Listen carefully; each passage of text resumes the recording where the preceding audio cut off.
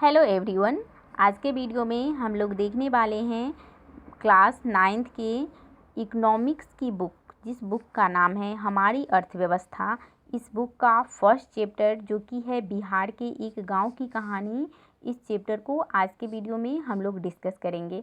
तो देखिए बच्चों, अभी तक आप लोगों ने इकोनॉमिक्स सब्जेक्ट को जो 8 क्लास या फिर जो 7 क्लास है उसमें आप लोगों ने अलग से इसे एक विषय के रूप में नहीं पढ़ा होगा। तो आपके लिए क्या है, यह विषय एकदम न्यू है। तो चलिए मैं आप लोगों को थोड़ा सा इस विषय के इंट्रो को देती हूँ कि यह विषय होता क्या है और इस विषय में हम लोग को किस किस चीज़ का अध्ययन करना पड़ता है। तो इकोनॉमिक्स सब्जेक्ट के अंतर्गत हम किसी भी रुपया पैसा को बेहतर तरीके से उपयोग करना सीखते हैं, जिससे कि हमारी आवश्यकताओं की क्या हो, संतुष्टि हो सके। इकोनॉमिक्स में हम धन का तो अध्ययन करते हैं और साथ ही साथ हम सारे संसाधन यानी जो भी हमारे सामने संसाधन हैं उनका हम बेहतर तरीके से उपयोग करना भी सीखते हैं। अगर कोई मानव निर्मित संसाधन है तो इन मानव निर्मित संसाधन का हम बेहतर तरीके से उपयोग कैसे करें, इनका भी अध्ययन इकोनॉमिक्स के अंतर्गत किया जाता है। और जो हमारे सामने प्राकृतिक संसाधन है उस प्राकृतिक संसाधन को भी हम बेहतर तरीके से उपयोग कैसे करें, जिससे कि हमारी आवश्यकताओं की पूर्ति हो सके और उससे हमें अधिकतम से अधिकतम क्या मिले, संतुष्टि मिल सके। तो इकोनॉमिक्स के अंतर्गत इन सारी चीज़ों का अध्ययन किया जाता है। तो देखिए बच्चों, यहाँ आप लोगों का फर्स्ट चैप्टर है जिसमें है बिहार के एक गांव की कहानी। इस गांव की कहानी के माध्यम से आप लोगों को इकोनॉमिक्स के कॉन्सेप्ट को समझाने की कोशिश की गई है। तो चलिए अब हम लोग देखेंगे कि इस कहानी में क्या दे रखा है। तो देखिए बच्चों, जो एक गाँव है यानी बिहार के एक गाँव है, उस गाँव का नाम है फतेहपुर। और जो यहाँ के लोग हैं वह अपना जो काम करते हैं वह खेती मुख्य रूप से यहाँ के रहने वाले लोग करते हैं। और कुछ लोग गैर कृषि कार्य भी करते हैं, जैसे कि गैर कृषि कार्य के अंतर्गत वह पशु पालते हैं, कुछ लोग मुर्गी पालते हैं, कुछ लोग डेयरी चलाते हैं, ठीक है, दुकानदारी करते हैं, परिवहन साधनों में लगे हुए हैं, ठीक है। लेकिन कुछ ही लोग करते हैं, यानी ये सीमित स्तर पर किए जाते हैं। और मुख्य स्तर पर कौन से कार्य किए जाते हैं, तो कृषि कार्य किए जाते हैं।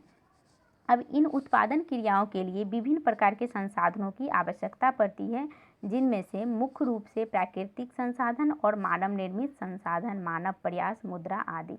अब देखिए बच्चों, जैसे अगर कोई किसान है वह खेती करना चाहता है तो खेती के अंतर्गत वह गेहूँ उत्पादन करना चाहेगा, ठीक है। यदि गेहूँ उत्पादन वह करना चाहता है या फिर वह चावल उत्पादन करना चाहता है, ठीक है, यानी धान, तो धान से ही चावल बनता है। तो अगर उत्पादन करना चाहता है तो इसके लिए उसे क्या चाहिए, प्राकृतिक संसाधन भी चाहिए और मानव निर्मित वस्तुएं भी चाहिए, मानव प्रयास भी चाहिए और मुद्रा भी चाहिए। अब देखिए, गेहूं उत्पादन के लिए प्राकृतिक संसाधन कौन कौन से चाहिए, तो जैसे उसे क्या चाहिए, भूमि चाहिए, पानी चाहिए, प्राकृतिक संसाधन हो गए। मानव निर्मित संसाधन गेहूं उत्पादन में क्या चाहिए, तो मानव निर्मित जैसे ट्रैक्टर चाहिए। और जो भी जो खेती के काम करने के लिए जो भी औजार लगते हैं तो वह मानव निर्मित संसाधन में ही आ जाएंगे, उनके बिना खेती नहीं हो सकती है।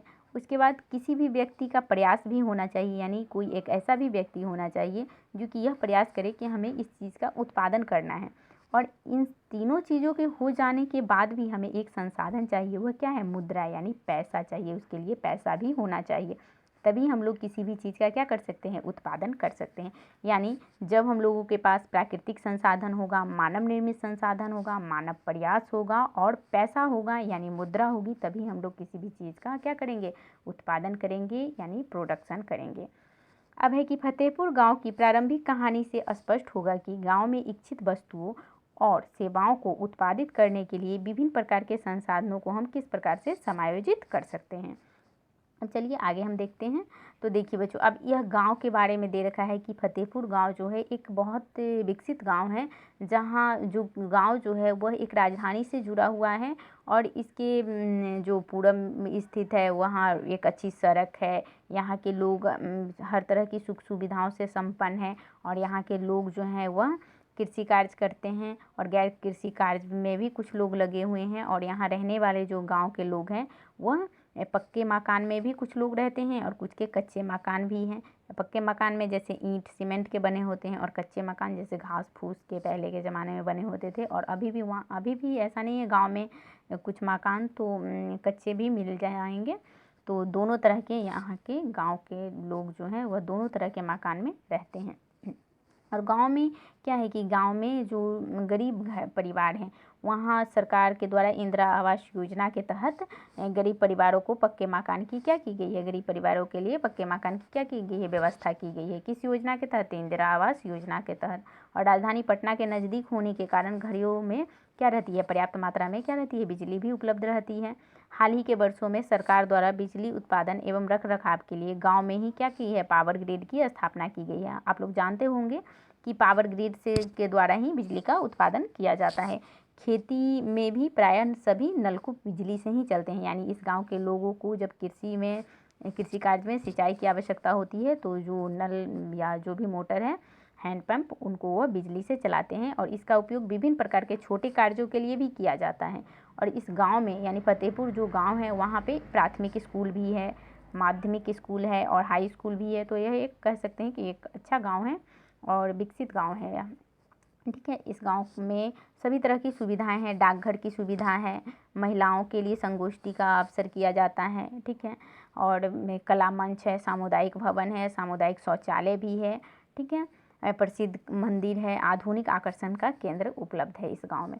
ठीक है, अब यहाँ पे शॉर्ट में देख लेते हैं कि इस गांव में क्या क्या है। फतेहपुर गांव अन्य गाँवों कस्बों की तुलना में काफ़ी क्या है, आधुनिक और उन्नत है, यानी सुखी संपन्न है यह गाँव।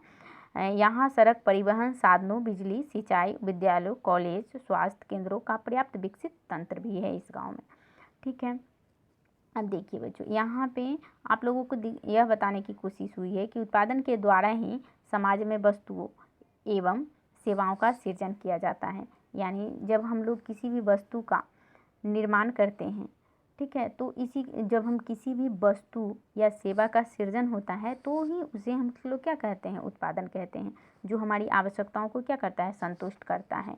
गांव, कस्बा, शहर, राज्य, देश, विश्व की ओर हम देखते हैं कि लोग अपने जीविकापार्जन के लिए किसी न किसी कार्य में लगे हुए होते हैं। यानी हम क्या देखते हैं, हम अपने गांव, समाज, अपने राज्य, अपने देश और देश से बाहर भी रहने वाले लोगों के बारे में हम लोग क्या देखते हैं कि वह अपने जीवन यापन के लिए वो किसी न किसी कार्य को करते हैं। जैसे अगर आप गांव में देखिएगा तो गांव में ज़्यादातर लोग आपको किसान मिल जाएंगे।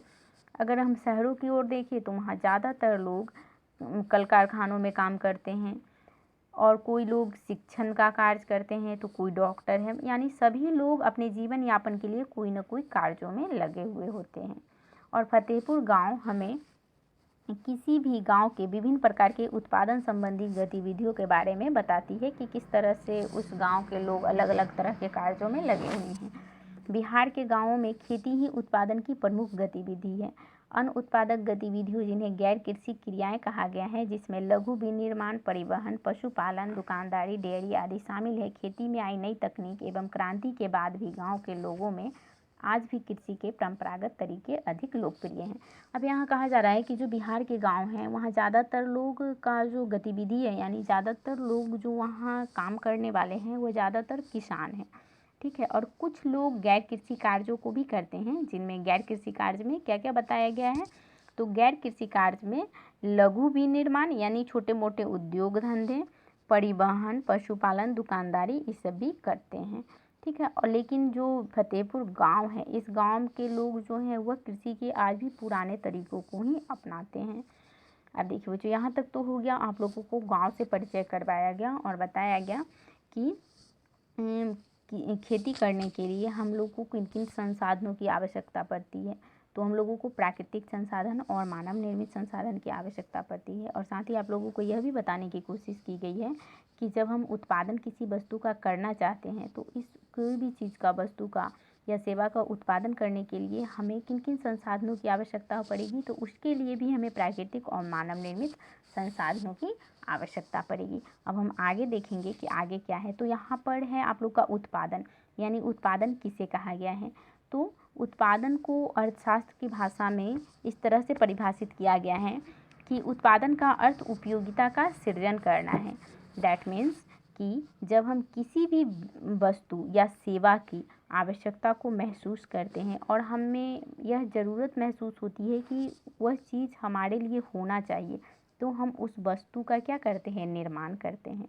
ठीक है, उत्पादन के साधन को जानने से पूर्व हम लोग क्या देखेंगे, उत्पादन के बारे में समझ को स्थापित करेंगे। तो देखिए बच्चों, यहाँ क्या कहा जा रहा है कि अर्थशास्त्र के अध्ययन का जो उत्पादन जो है यह एक मुख्य भाग है। उत्पादन के द्वारा ही समाज में वस्तुओं एवं सेवाओं का सृजन होता है।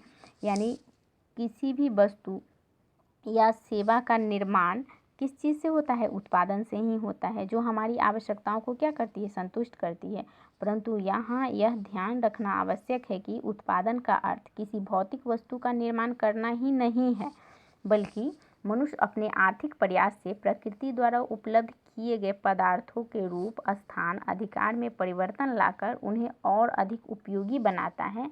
तो आर्थिक दृष्टि से हम इसे भी क्या कहते हैं, उत्पादन करते हैं। अब देखिए बच्चों, यहाँ क्या कहा जा रहा है कि केवल भौतिक वस्तु का, यदि कोई व्यक्ति भौतिक वस्तु का निर्माण कर लेता है तो इसे ही केवल उत्पादन नहीं कहा जाएगा। ठीक है, इसे ही केवल उत्पादन नहीं कहा जाएगा, बल्कि अगर कोई प्राकृतिक संसाधन है और इन प्राकृतिक संसाधनों को अगर हम उनमें कुछ बदलाव लाकर उन्हें और भी हम उपयोगी बनाते हैं तो उसे भी हम लोग क्या कहेंगे, उत्पादन कहेंगे। जैसे मान लीजिए कि जैसे मान लेते हैं हम लोग कि लकड़ी है। ठीक है, लकड़ी क्या है, एक प्राकृतिक संसाधन है, लेकिन इस लकड़ी में हम लोग बदलाव लाकर, ठीक है, इसका हम लोग फर्नीचर बना देते हैं। ठीक है, इसका कुर्सी टेबल बना देते हैं। तो यह जो लकड़ी है क्या हो गया, यह और भी हमारे लिए उपयोगी हो गया। तो यह भी क्या आएगा, यह भी उत्पादन में आ जाएगा। ठीक है, उत्पादन के लिए एक बढ़ई जब लकड़ी को काट छाँट कर उससे टेबल या कुर्सी बनाता है तो उसे क्या कहा जाएगा, उत्पादन कहा जाएगा, क्योंकि इससे लकड़ी की उपयोगिता क्या हुई, बढ़ गई। इस प्रकार उत्पादन का अर्थ किसी वस्तु या पदार्थ का नहीं बल्कि उपयोगिता का सृजन करना है। ठीक है, अब यहाँ कहा जा रहा है कि उत्पादन का अर्थ केवल किसी वस्तु या पदार्थ का नहीं बल्कि हमारी जो उपयोगिता है उसका सृजन करना भी क्या है, उत्पादन है। अर्थशास्त्र के इस भाग में उत्पादन के साधनों जैसे भूमि, श्रम, पूंजी, संगठन और उद्यम एवं उत्पादक के तरीकों तथा सिद्धांतों का अध्ययन करेंगे। अब देखिए बच्चों, अर्थशास्त्र जो आप लोग का यह विषय है, इसमें उत्पादन को तो आप लोग को बता दिया गया है, लेकिन हमें अब इस चीज़ का अध्ययन करना है कि उत्पादन करने के लिए, यानी किसी भी वस्तु का प्रोडक्शन करने के लिए हमें किन किन चीज़ों की आवश्यकता होगी जिसके माध्यम से हम उस वस्तु का प्रोडक्शन कर सकें। तो अब हम लोग देखते हैं कि हमारे लिए किसी भी वस्तु का उत्पादन करने के लिए कौन कौन से साधन चाहिए। तो उत्पादन करने के लिए, किसी भी वस्तु या सेवा का उत्पादन करने के लिए हमें 5 संसाधनों की आवश्यकता होती है, यानी 5 साधन चाहिए। यानी पहला साधन हम लोग को क्या चाहिए, तो पहला साधन हम लोग को चाहिए, क्या चाहिए, भूमि चाहिए, यानी लैंड चाहिए। ठीक है, लैंड चाहिए। उसके बाद दूसरा है श्रम, यानी लेबर चाहिए। ठीक है, लेबर चाहिए। ठीक है, उसके बाद तीसरा चाहिए हम लोग को, क्या चाहिए, कैपिटल चाहिए। ठीक है, उसके बाद चौथा हमें क्या चाहिए, ऑर्गेनाइजेशन चाहिए। ठीक है, ऑर्गेनाइजेशन। ठीक है, उसके बाद इंटरप्रेन्योर चाहिए। ठीक है, यहाँ शॉर्ट में मैं आप लोगों के लिए लिख देती हूँ। तो हम लोगों को भूमि, श्रम, पूंजी, संगठन, उद्यम, इन 5 साधनों का ज़रूरत है। यानी जब हम किसी भी वस्तु का उत्पादन करना चाहते हैं तो उसके लिए हमें इन 5 साधनों की ज़रूरत होगी। जब इन 5 साधन होंगे, 5 साधन जब होंगे तभी हम लोग किसी भी वस्तु का उत्पादन कर सकते हैं। अब देखिए बच्चों, यहाँ क्या कहा जा रहा है कि वस्तुओं तथा सेवाओं के उत्पादन के लिए कुछ साधनों की आवश्यकता पड़ती है जिन्हें उत्पादन के साधन कहते हैं। ठीक, तो उत्पादन के साधन हम लोग किसे कहते हैं कि जब हम लोग को किसी वस्तु या सेवा के उत्पादन करने के लिए जब हमें किसी साधन की आवश्यकता होगी तो उसे हम लोग उत्पादन के साधन कहेंगे। जो उत्पादन की क्रिया में सहयोग देता है वह उत्पादन का साधन है, और जो हमारी उत्पादन करने की क्रिया में, यानी काम करने में जो हमें सहयोग देगा उसे हम उत्पादन के साधन कहेंगे। जैसे अन्न उपजाने के लिए भूमि, हल, बीज, मजदूर, सिंचाई, दवाई इत्यादि की आवश्यकता पड़ेगी, तो इसे हम लोग क्या कहेंगे, भूमि, हल, बीज, मजदूर, सिंचाई को उत्पादन के साधन। उसी तरह कारखानों में उत्पादन करने के लिए भूमि चाहिए, मकान चाहिए, मशीन चाहिए, मजदूर चाहिए, पूंजी चाहिए, संगठनकर्ता चाहिए, बाजार चाहिए। तो इनको हम लोग क्या कहेंगे, उत्पादन के साधन कहेंगे। ठीक है। तो अब यहाँ वही दे रखा है, उत्पादन के 5 साधन हैं, लैंड, लेबर, कैपिटल, ऑर्गेनाइजेशन और यहाँ क्या है, इंटरप्राइज। ठीक है, ये पांचों आप लोग ध्यान से इसको नोट कर लीजिएगा। ठीक है, ये बहुत ही इम्पोर्टेंट है। उसके बाद देखिए, अब हम लोग बारी बारी से एक एक जो भी साधन है इसका हम लोग डिस्कस करेंगे। तो देखिए, सबसे पहला जो हमारा उत्पादन का साधन है वह क्या है, भूमि। अब भूमि के अंतर्गत केवल ज़मीन के ऊपरी परत से ही नहीं है। ठीक है, अभी बच्चों देखिए, अभी आपके मन में चल रहा होगा कि भूमि का मतलब केवल ज़मीन के ऊपरी परत होता है। नहीं, भूमि का मतलब होता है, अर्थशास्त्र में भूमि की परिभाषा दी गई है कि भूमि का मतलब ज़मीन की ऊपरी सतह से नहीं है, बल्कि प्रकृति प्रदत्त सारे मुफ्त उपहार जो कि प्रकृति ने हमें उपहार स्वरूप दिया है, इसको भी भूमि के अंतर्गत शामिल किया गया है। जैसे पहाड़ को, जंगल को, नदी को, समुद्र को, हवा को, इन सभी को भूमि के अंतर्गत शामिल किया गया है। ठीक है, और भूमि जो है यह उत्पादन का एक निष्क्रिय फैक्टर है, यानी यह एक पैसिव फैक्टर है, लेकिन फिर भी इसे उत्पादन का मौलिक साधन माना गया है। यानी फिर भी इसे हम लोग क्या मानते हैं, यह एक बेसिक फैक्टर है जिसके ना होने से किसी भी चीज़ का प्रोडक्शन हो ही नहीं सकता है। अब देखिए बच्चों, यहाँ पे एक प्रसिद्ध अर्थशास्त्री थे जिन्होंने भूमि की परिभाषा दी है और उनका नाम क्या है, प्रोफेसर मार्शल। तो इन्होंने भूमि का मतलब बताया कि केवल ज़मीन की ऊपरी सतह से ही नहीं है, बल्कि उन सभी पदार्थों तथा शक्तियों से है जिन्हें प्रकृति ने मानव की सहायता के लिए भूमि, जल, वायु, प्रकाश, गर्मी के रूप में निःशुल्क प्रदान किया गया है। तो इन सभी को भूमि के अंतर्गत शामिल किया गया है।